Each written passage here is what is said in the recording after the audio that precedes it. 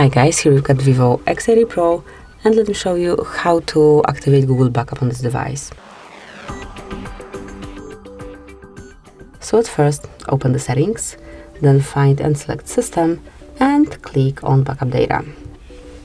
And now click on Google Server. As you can see, it is active, but if it's not, just tap on the indicator to turn it on. But if you wish to have it properly active, you need to add your backup account, because otherwise it's actually not backed up. So just click on Backup Account, and now provide your email address or phone number. In my case, it's email address. Tap on Next then. And now it's time to provide the password. So let me do it off the screen. And as only the password is entered, tap on Next. Tap on Next again. I agree then. And one more, accept. Then just click on Turn On to finish the whole operation, and that's it.